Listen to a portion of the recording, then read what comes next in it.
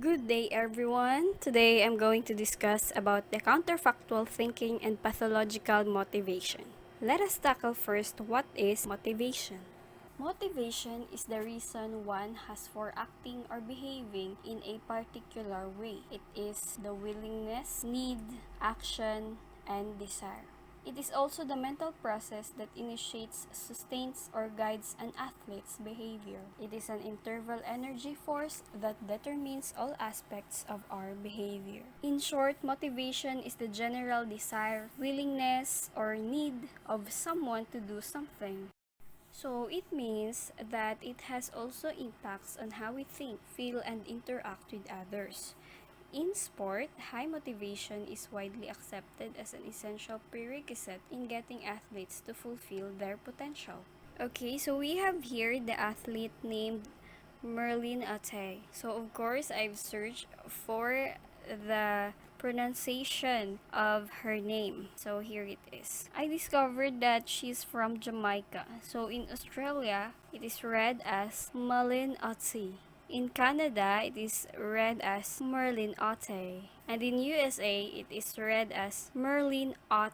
Moving on, MERLENE is a 45-year-old sprinter who competed in her 7th Olympics in Athens in 2004 that turned out outstanding performances. She is an elite athlete that can be the best example in motivation because she developed an ability to channel their energies extremely effectively. So what does elite athletes mean? This is the set of personal goals that were based on both self-determined and extrinsic motive. They had a high self-belief in their ability to success, just like MERLENE. Indeed, motivation is essentially about the direction of effort over a prolonged period of time.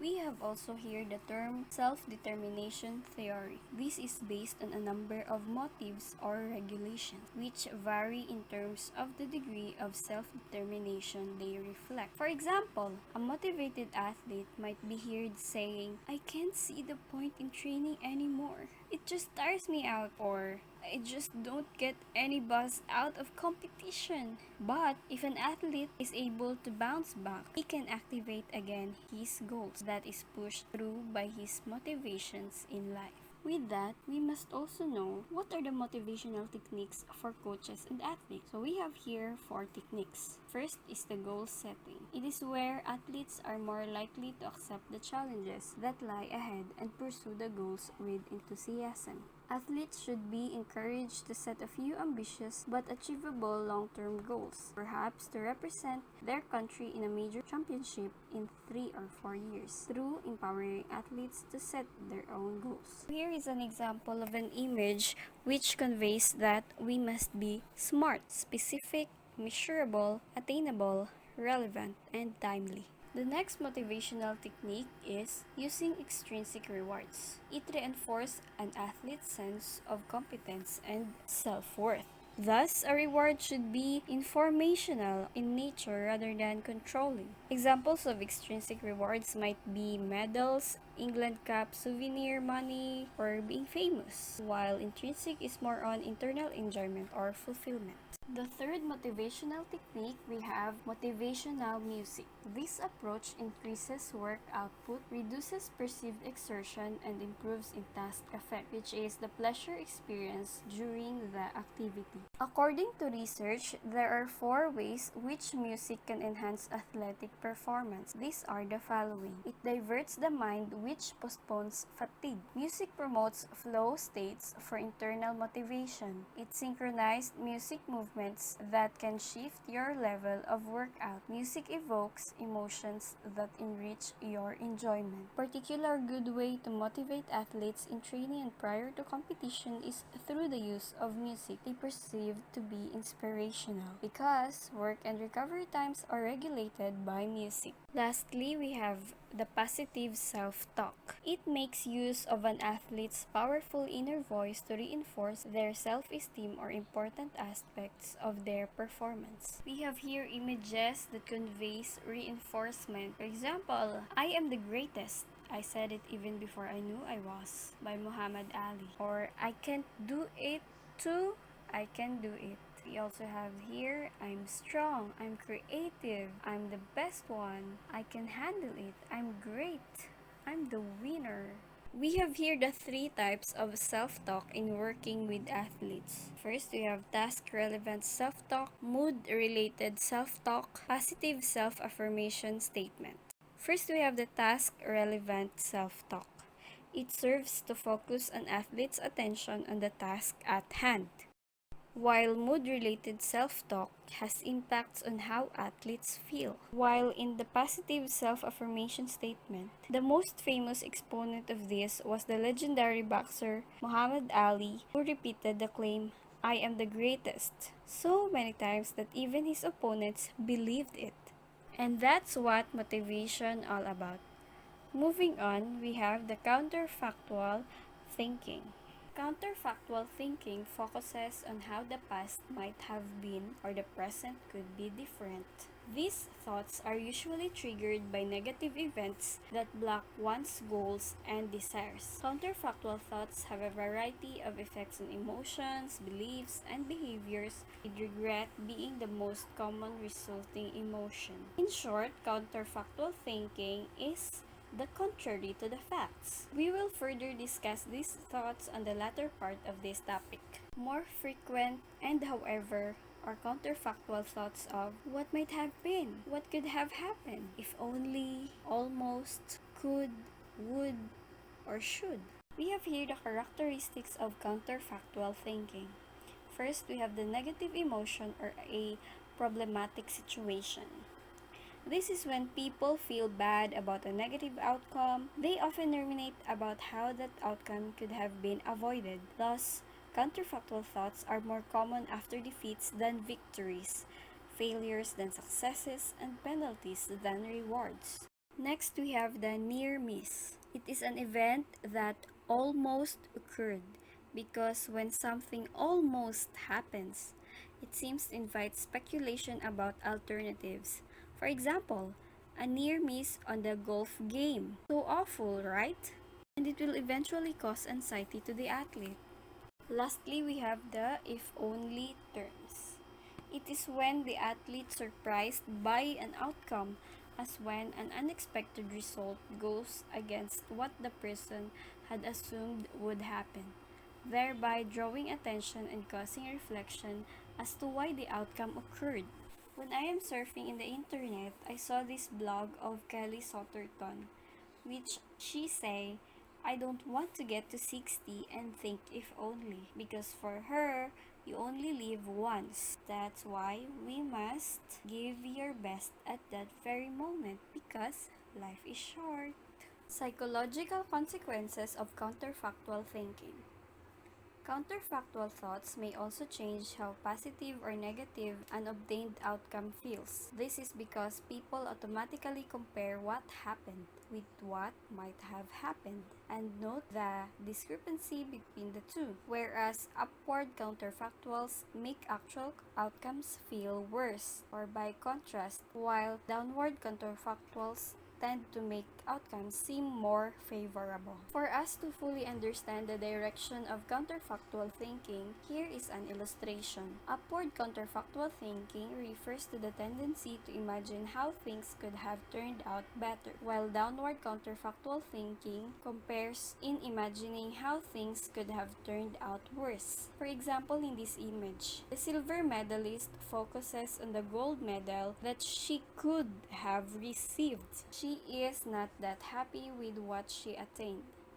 That is an example of upward counterfactual thinking. On the other hand, the bronze medalist is happy and fulfilled to have received any medal at all.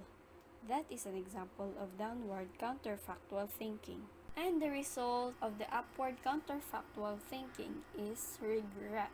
It is the specific emotional experience that results from an upward counterfactual that focuses on one's own personal actions or decisions, and a fair amount of research has examined that regret is implicated in biased decision making.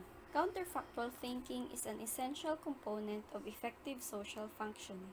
geared mainly toward regulation of ongoing behavior. They also make us think more, inspiring further creative supposition. The capacity of counterfactual thinking to launch us into further reveries of thought is one of several reasons why counterfactual stories are so enchanting. They encourage our minds to roam where they otherwise would not have gone. Moving on, we have the pathological motivation. The athlete behave in an extreme and unacceptable way, wherein the athlete have a very powerful feelings that they cannot control. This also relates to pathology or illness. So why illness?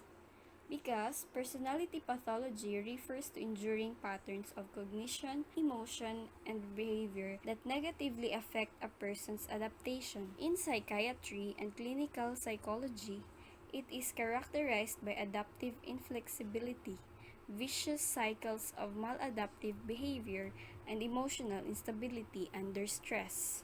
Speaking of arousal, stress, and anxiety, is arousal the same as anxiety?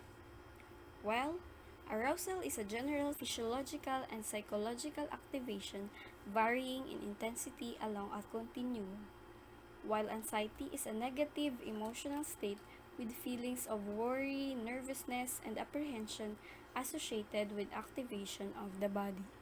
We have here the term pathology. It is the study of the causes and effects of disease or injury. The word pathology also refers to the study of disease in general, incorporating a wide range of bioscience, research fields, and medical practices. So what is pathological disorder? It is if something is caused by a physical or mental disease. There comes pathological disorder. If a person has, for example, chronic traumatic encephalopathy or obsessive compulsive disorder, his or her repetitive actions are pathological. In this research, I've discovered this former Manly rugby union player named Barry Tiza Taylor.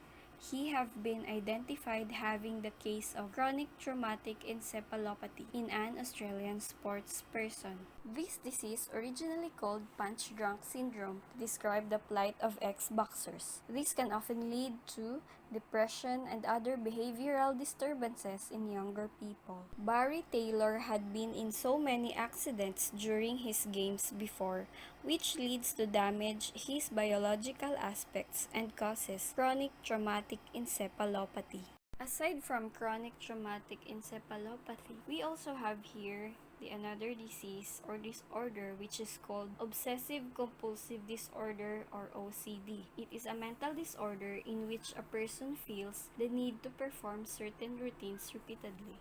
In this CT scan illustration of the brain, there is the comparison of the normal control of the brain versus the obsessive-compulsive disorder. So this is how it shows. The brain of the person with obsessive-compulsive disorder always performs certain routines repeatedly, which is called compulsions, or it has certain thoughts repeatedly called obsessions. The person is unable to control either the thoughts or activities for more than a short period of time. Here is Scott Draper, a tennis player which was diagnosed with obsessive-compulsive disorder. I've read on his blog which quoted, "I had always been a perfectionist, wanting to keep things neat and tidy, needing to achieve excellence in most things I did, like most professional athletes, and was generally not great at patting myself on the back. I had a fear of vomiting, which made me somewhat obsessive about germs, and was also religious through these formative years." On the last part of his blog, he said, quoted, "The essence of OCD will always be with me. I have just learned how to manage the behaviors. I firmly believe that one way to help manage OCD behavior is through effectively demonstrating greater self-compassion." So there you have it, everyone.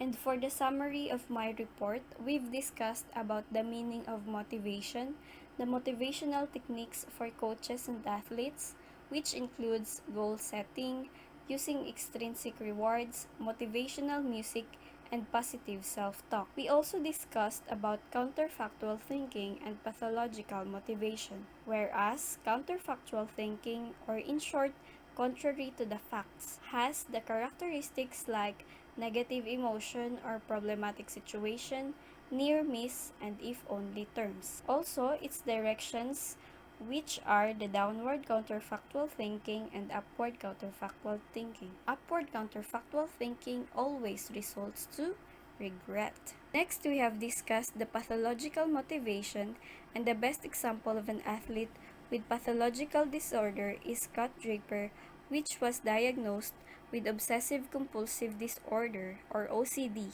but still, he learned how to deal with these diseases and he used this as motivation. I hope you learned something from my topic. Thank you and God bless.